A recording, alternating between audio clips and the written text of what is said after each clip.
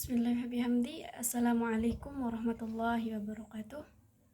Pertama-tama, marilah kita panjatkan rasa puji syukur kita kehadirat Allah Subhanahu wa Ta'ala yang telah memberikan kita nikmatnya sampai kita bisa merasakan nikmatnya sampai hari ini. Kedua kalinya, sholawat beserta salam tak lupa kita haturkan kepada junjungan Nabi besar kita Muhammad Sallallahu Alaihi Wasallam. Dan di sini saya ingin berterima kasih terlebih dahulu kepada dosen kami, Pak Zedi Muttaqin, yang telah memberikan kami kesempatan untuk mempresentasikan atau untuk menyelesaikan tugas kami. Di sini pembahasan saya akan mengangkat yang berjudul Bagaimana Hakikat Instrumentasi dan Praksis Demokrasi Indonesia berlandaskan Pancasila dan Undang-Undang Dasar 1945. Nah, terlebih dahulu saya akan menjelaskan sedikit tentang apa demokrasi itu. Menurut CICED 1999, demokrasi sebagai konsep yakni bersifat multidimensional, yakni yang pertama secara filosofis demokrasi sebagai ide, norma, dan prinsip, dan yang kedua secara sosiologis sebagai sistem sosial, dan yang terakhir secara psikologis sebagai wawasan, sikap, dan perilaku individu dalam hidup bermasyarakat. Selanjutnya, pemikiran tentang demokrasi di Indonesia. Menurut Budiarjo dalam buku Dasar-Dasar Ilmu Politik 2008, demokrasi yang dianut di Indonesia adalah demokrasi yang berdasarkan Pancasila yang masih terus berkembang dan sifat dan ciri-cirinya.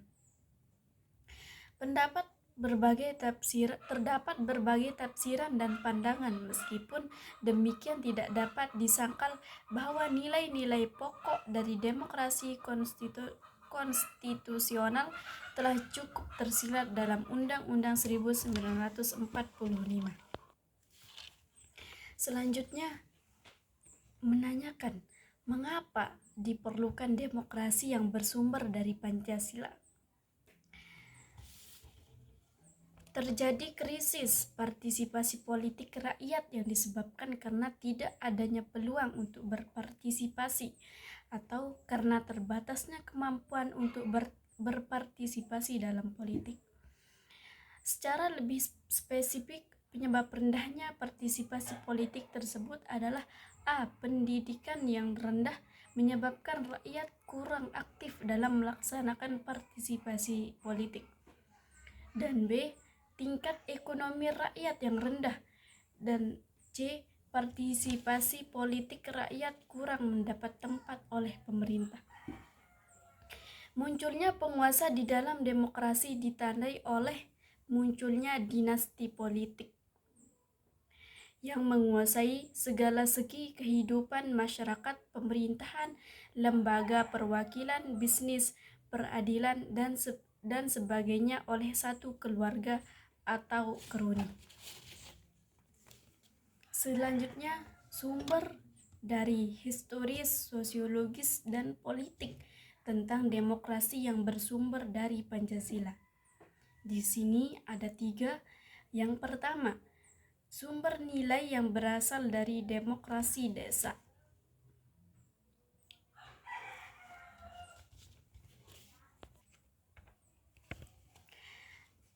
Demokrasi yang diinformasikan sebagai pemerintah dari rakyat, oleh rakyat, dan untuk rakyat.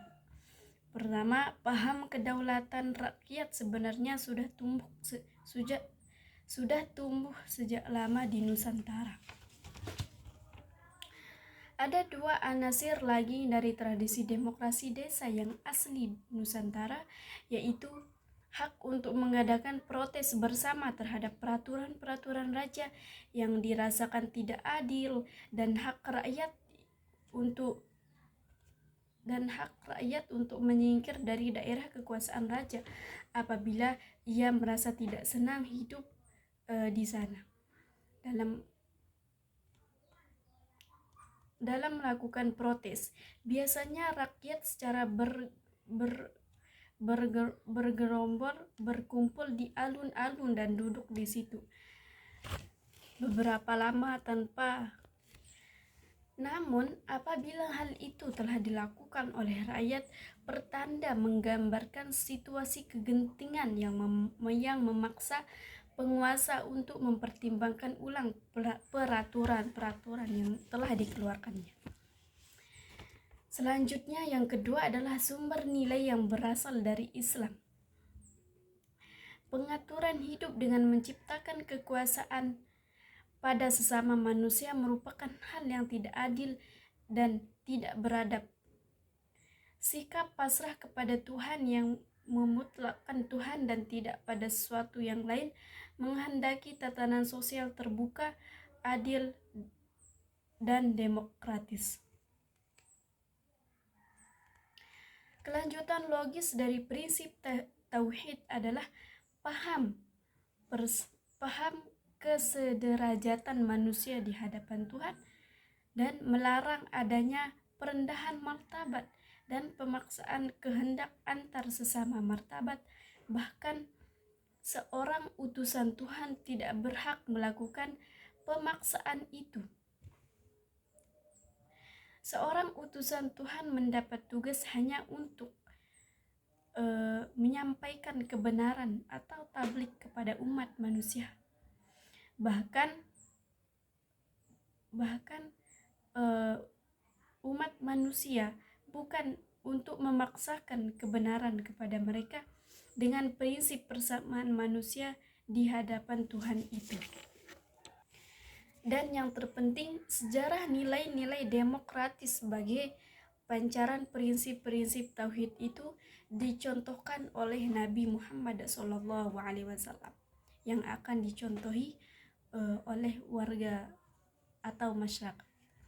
Selanjutnya, yang ketiga adalah sumber nilai yang berasal dari Barat.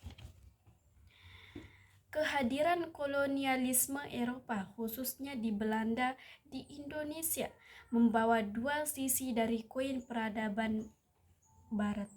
Sisi represi imperialisme, kapitalisme, dan sisi humanisme demokratis.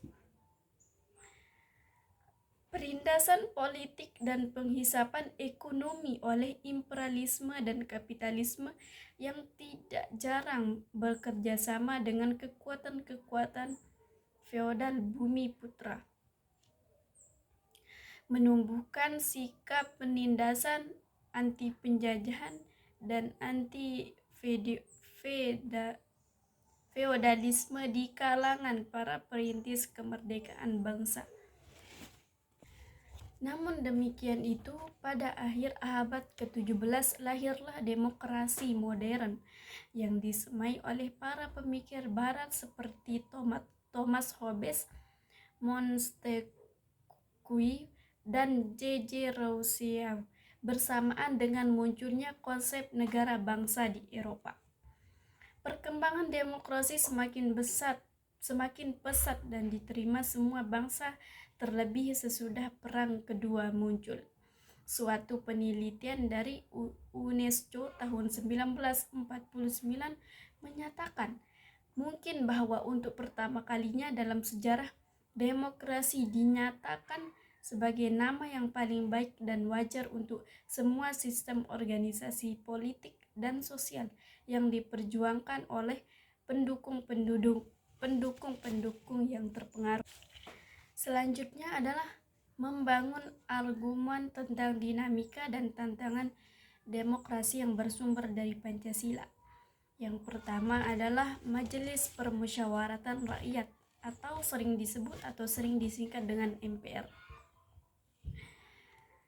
Amandemen Undang-Undang Dasar 1945 dilakukan pula terhadap ketentuan tentang Lembaga Permusyawaratan Rakyat, yakni MPR.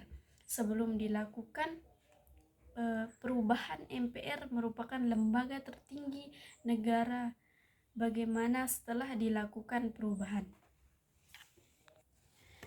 Kewenangan baru bagi MPR yakni melantik presiden dan wakil presiden, Pasal 3 Ayat 2 Undang-Undang Dasar 1945.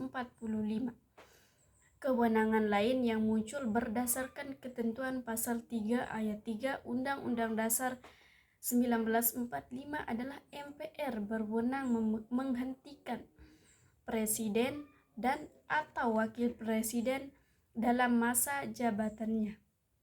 Menurut undang-undang, ketentuan ini harus dihubungkan dengan ketentuan pasal 7A Undang-Undang Dasar 1945. Yang selanjutnya atau yang kedua adalah DPR, Dewan Perwakilan Rakyat. Di sini fungsi tersendiri dari hak DPR dan anggota hak DPR adalah Dewan Perwakilan Rakyat memiliki fungsi legislasi, fungsi anggaran, dan fungsi pengawasan. Yang kedua, dalam melaksanakan fungsinya, selain hak yang diatur dalam pasal-pasal lain Undang-Undang Dasar ini, Dewan Perwakilan Rakyat mempunyai hak interpelasi, hak angkat, dan hak menyatakan pendapat.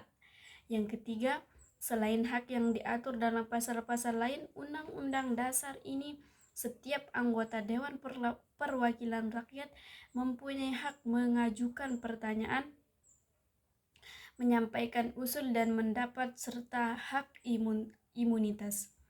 Yang terakhir, ketentuan lebih lanjut tentang hak Dewan Perwakilan Rakyat dan anggota Dewan Perwakilan Rakyat diatur dalam undang-undang. Selanjutnya yang terakhir adalah Dewan Perwakilan Daerah atau sering disebut atau sering disingkat dengan DPD. Sistem perwakilan di Indonesia merupakan sistem yang khas. Mengapa dikatakan khas? Sebab di samping terdapat DPR sebagai lembaga perwakilan berdasarkan aspirasi rakyat, juga ada DPD sebagai lembaga penampung aspirasi daerah. Selanjutnya adalah kehidupan demokratis yang bagaimana yang harus dikembangkan. Yang pertama adalah tentunya yang beriman dan bertakwa, dan yang kedua selanjutnya adalah kehidupan demokrasi yang bagaimana yang harus kita kembangkan.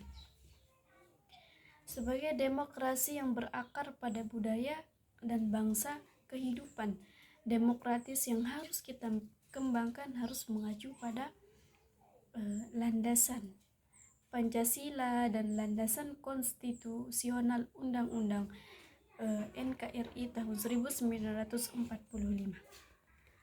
Alasan mengapa kehidupan yang demokratis itu sangat penting.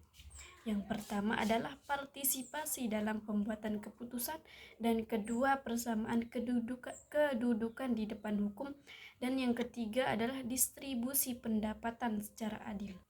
Selanjutnya, bagaimana penerapan demokrasi dalam pemilihan pemimpin politik dan pejabat negara?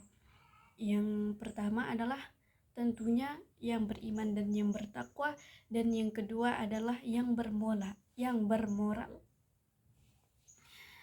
Selanjutnya mungkin itu saja yang dapat saya sampaikan. Di sini saya akan sedikit membacakan tentang rangkuman demokrasi yang bersumber dari Pancasila. Rangkumannya yang pertama adalah secara etimologis, demokrasi berasal dari bahasa Yunani, yaitu demos yang berarti rakyat, dan cerotos atau cerotein yang berarti pemerintahan atau kekuasaan. Jadi demos ceroten atau demokcerotos berarti pemerintahan rakyat atau kekuasaan rakyat. Selanjutnya, secara terminologi banyak pandangan tentang demokrasi. Tidak ada di pandangan tunggal tentang apa itu demokrasi. Demokrasi dapat dipandang sebagai salah satu bentuk pemerintahan, sebagai sistem politik, dan sebagai pola kehidupan bernegara dengan prinsip-prinsip yang menyertainya. Selanjutnya, berdasarkan ideologinya, demokrasi Indonesia adalah demokrasi yang berdasarkan Pancasila. Demokrasi Pancasila dalam arti luas, adanya kedaulatan atau kekuasaan tertinggi ada pada rakyat yang dalam penyelenggaraannya dijiwai oleh nilai-nilai Pancasila. Demokrasi Pancasila dalam arti sempit adalah kedaulatan rakyat yang dilaksanakan menurut hikmat kebijaksanaan dalam permusyawaratan dan perwakilan. Sekian, mungkin itu saja yang dapat saya sampaikan. Kurang dan lebihnya saya mohon maaf. Wabillahi taufiq wal hidayah. Wassalamualaikum warahmatullahi wabarakatuh.